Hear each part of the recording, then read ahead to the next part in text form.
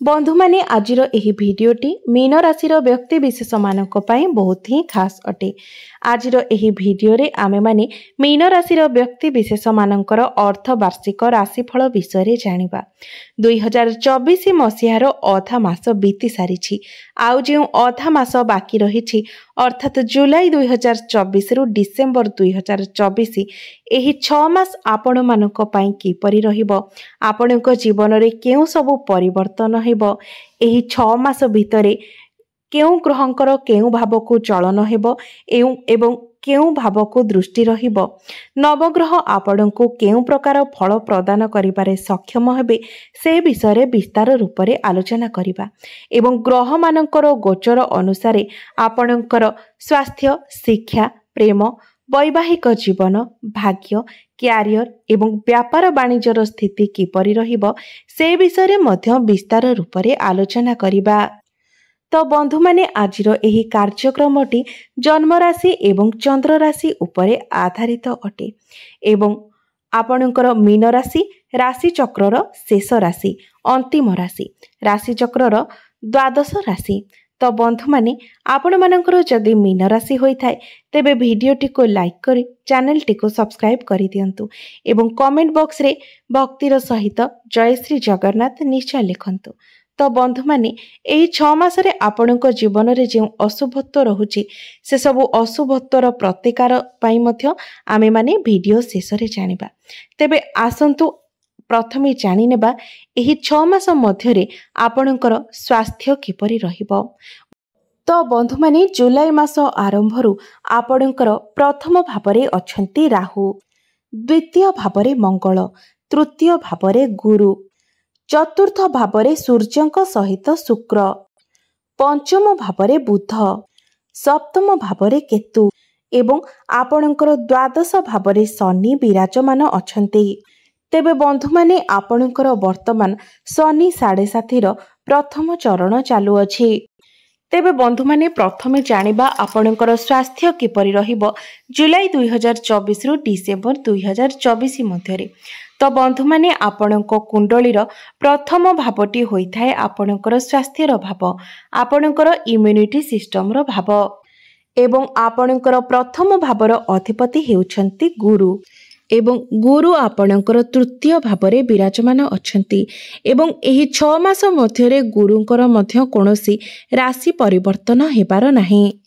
तेबे बंधु माने एही 6 मास मध्यरे आपणकर स्वास्थ्य रे सेमिति किछि बड़ धरणर समस्या नाही, मात्र जेहेतु आपणकर प्रथम भावर अधिपति गुरु आपणकर तृतीय भावरे अछंती एवं तृतीय भावरे गुरु दुर्बल अवस्थारे रहिछंती सेथि पई एही समय आपणकर मोटापण भली समस्या देखा देई पारे, डाइजेशन रे प्रॉब्लम देखा देई पारे, लिवर रे किछि समस्या देखा देई पारे।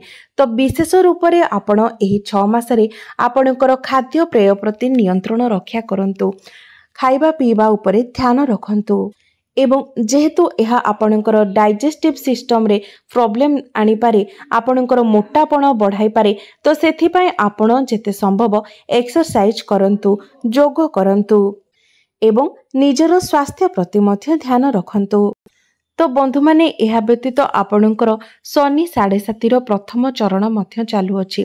एहा सहित जदि आपणकर निजर जन्म कुंडली रे शनि नीच स्थिति रे थांती तो आपणको हॉस्पिटल मध्य चक्कर लगाइबाको पड़ी पारे एवं एही समय आपणको अधिक भागदौड़ मध्य करिबाको पड़ी पारे, जहा पई आपणको मध्यरे थकापण देखिबाको मिलि पारे।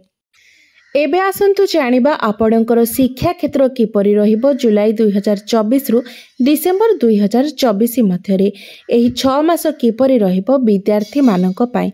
तो बंधु माने आपणको कुंडलीर पंचम भावटी होई थाए आपणकर शिक्षार भाव एवं आपणकर पंचम भावरे विराजमान अछंती बुध।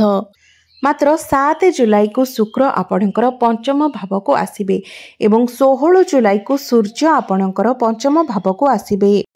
तो जुलाई रु आरंभ करी 16 अगस्त पर्यंत जदि आपणकर कोनोसी एग्जाम थाए तो सेथिरे निश्चित भावरे आपणको शुभ फल प्राप्ति हेबो। तेबे बंधु माने शनिकर दृष्टि आपणकर पंचम भाव उपरे नाही, ମାତ୍ର ରାହୁଙ୍କର ଦୃଷ୍ଟି ଆପଣଙ୍କର ପଞ୍ଚମ ଭାବ ଉପରେ ରହୁଛି, ଯାହାକି ଆପଣଙ୍କର ମନକୁ ବିଚଳିତ କରାଇପାରେ। ଏବଂ ସମ୍ପୂର୍ଣ୍ଣ 6 ମାସ ପର୍ଯ୍ୟନ୍ତ ମଧ୍ୟ ରାହୁଙ୍କର ଦୃଷ୍ଟି ଆପଣଙ୍କର ପଞ୍ଚମ ଭାବ ଉପରେ ରହିବ, କାରଣ 6 ମାସ ଭିତରେ ରାହୁଙ୍କର କୌଣସି ରାଶି ପରିବର୍ତ୍ତନ ହେବାର ନାହିଁ।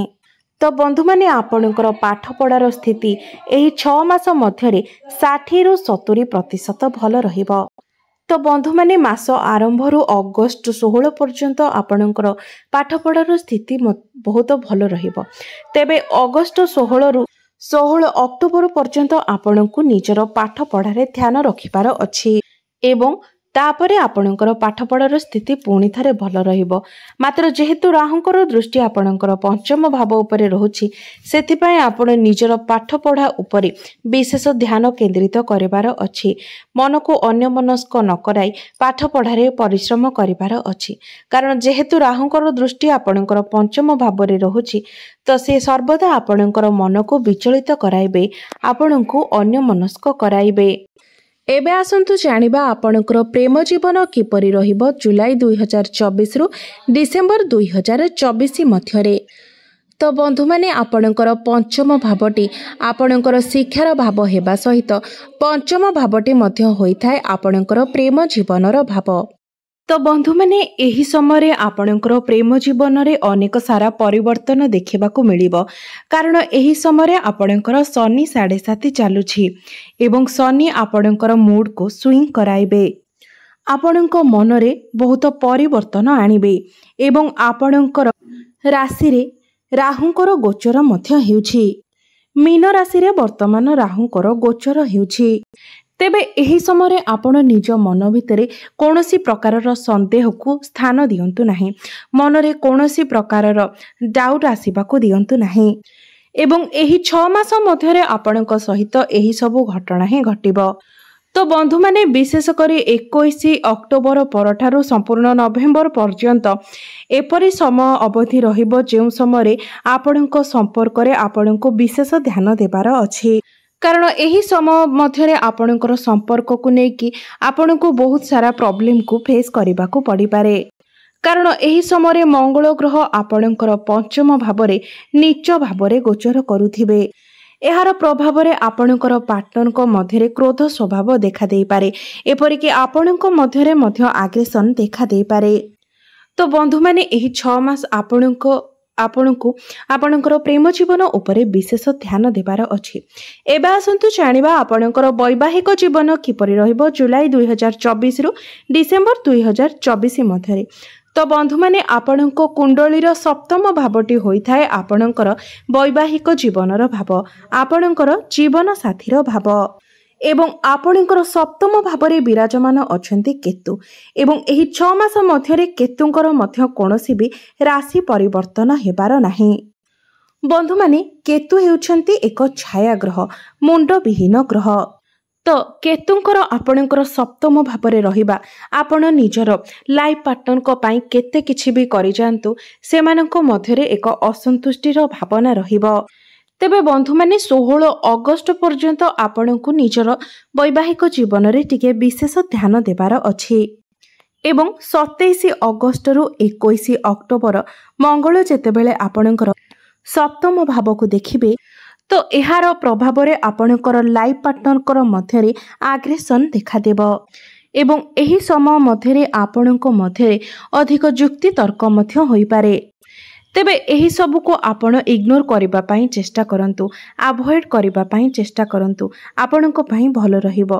ତ ବନ୍ଧୁମାନେ, ଏବେ ଆସନ୍ତୁ ଜାଣିବା ସବୁଠାରୁ ଗୁରୁତ୍ୱପୂର୍ଣ୍ଣ ବିଷୟବସ୍ତୁ ଆପଣଙ୍କର ଭାଗ୍ୟ, କ୍ୟାରିୟର ଏବଂ ବ୍ୟାପାର ବାଣିଜ୍ୟର ସ୍ଥିତି କିପରି ରହିବ ଏହି ଜୁଲାଇ 2024ରୁ ଡିସେମ୍ବର 2024 ମଧ୍ୟରେ। ଏହି 6 ମାସ କିପରି ରହିବ? ତ ବନ୍ଧୁମାନେ, ଆପଣଙ୍କ କୁଣ୍ଡଳୀର ନବମ ଭାବଟି ହୋଇଥାଏ ଆପଣଙ୍କର ଭାଗ୍ୟର ଭାବ ଏବଂ ଦଶମ ସ୍ଥାନଟି ହୋଇଥାଏ ଆପଣଙ୍କର କ୍ୟାରିୟର ଭାବ ଏବଂ ଆପଣଙ୍କର ନବମ ସ୍ଥାନର ଅଧିପତି ହେଉଛନ୍ତି ମଙ୍ଗଳ, ଯିଏକି ଆପଣଙ୍କର ଦ୍ୱିତୀୟ ଭାବରେ ଅଛନ୍ତି। ମାତ୍ର 13 ଜୁଲାଇରୁ 27 ଅଗଷ୍ଟ ପର୍ଯ୍ୟନ୍ତ ମଙ୍ଗଳ ଆପଣଙ୍କର ତୃତୀୟ ଭାବରେ ରହିବେ। तेबे 13 जुलाई रु 27 अगस्त पर्यंत जो समय रहुछि ताहा आपणकर भाग्य पाई सेते अधिक भल नुहे, कारण तृतीय भावटी को कुंडली रे एते भल बोली विचार करा जाय न थाए। तेबे बंधु माने जदि आपण कोनोसी भी बड़ डिसिजन नेबा पाई चाहुछंती, कोनोसी कार्यर आरंभ करिबा पाई चाहुछंती, कोनोसी नूतन जिनिस किनिबाकू किंबा बिकिबाकू चाहुछंती, किंबा कोनोसी बड़ इन्वेस्टमेंट करिबा पाई चाहुछंती, किंबा आपण कोनोसी शुभ मांगलिक कार्य करिबा पाई चाहुछंती, तो आपण 27 अगस्त परे करिबा ही आपणक पाई भल रहिबो, कारण सेतेबेले मंगल आपणकर केंद्र रे गोचर करिवे एवं मंगल केंद्र रही रही आपणकर दशम भाव को एवं आपणकर लाभ स्थान को देखिबे। एबे आसंतु जानिबा आपणकर कार्यक्षेत्र किपरि रहिबो जुलाई 2024 रु डिसेंबर 2024 मध्यरे। तो बंधु माने आपण मानकर दशम भावटे होइथाय आपण मानकर क्यारियर भाव, कार्यक्षेत्रर भाव। तो बंधु माने आपणकर दशम भावर अधिपति हेउछंती देवगुरु बृहस्पति एवं गुरु आपणकर तृतीय भावरे अछंती।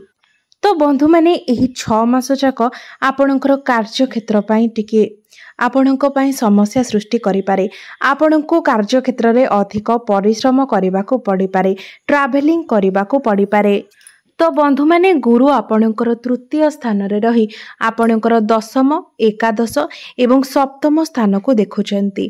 तो कार्यक्षेत्र रे जेते बाधा विघ्न आसिले मध्य आपण निजर टार्गेट को कंप्लीट करि पारिबे।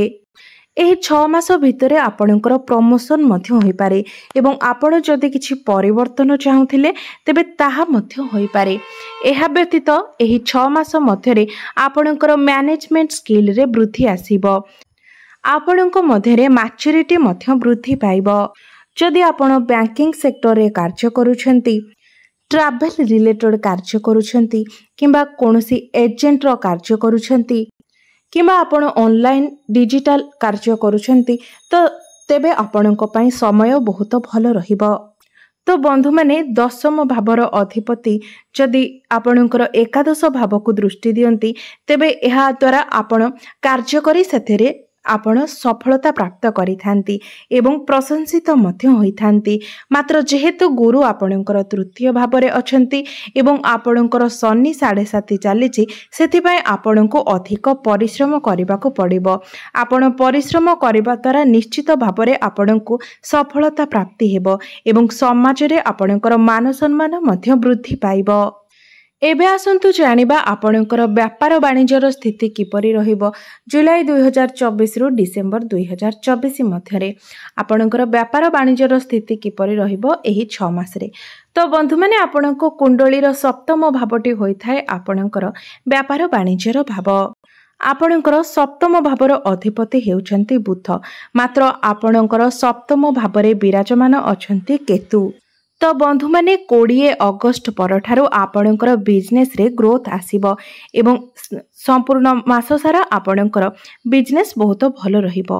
एबे आसंतु जानि नेबा किछि प्रतिकार विषय जहा द्वारा अशुभत्व प्रदान करुथिबा ग्रह मानकर एई सब प्रतिकार करिबा द्वारा अशुभत्व गुडिक खंडन हेबो एवं आपणकर भाग्य रे मध्य परिवर्तन आसीबो। तेबे बंधु माने आपण माने प्रत्येक दिन पक्षी मानकु दाना एवं पानी दियंतु, एहा द्वारा राहु एवं केतुंकर दुष्प्रभाव कम हेबो। आपण पशु पक्षी मानकु खाद्य खाइबाकु दियंतु, विशेष करी कुकुर को खाद्य खाइबाकु देबा द्वारा शनिंकर दुष्प्रभाव मध्य कम हेबो। एहा सहित आपण प्रत्येक दिन गुरुंकर बीज मंत्र ओम ग्राम ग्रीम ग्रौम सह गुरवे नमः एही मंत्र को आपण प्रत्येक दिन 108 थर निश्चित भावरे जप करंतु। विष्णु सहस्र नामर पाठ डेली करंतु एवं प्रत्येक दिन सकाळु उठी उदित सूर्य को तंबा पात्र रे जलार्घ्य अर्पण करंतु। ओम घृणी सूर्याय नमः एही मंत्रर जप करी आपण सूर्य को जलार्घ्य अर्पण करंतु एवं प्रत्येक दिन हनुमान चालीसार पाठ करंतु। एही सबु प्रतिकार करिबा द्वारा आपणकर जहा सबु अशुभत्व रहुछि से सबुर खंडन हेबो एवं भाग्य रे मध्य परिवर्तन आसीबो। तो बंधु माने मोर भिडियोटी जदि आपण मानकु भलो लागि थाए भिडियोटी को लाइक करी चैनल टी को सब्सक्राइब करि देबे एवं कमेंट बॉक्स रे जय श्री जगन्नाथ निश्चय लिखिबे।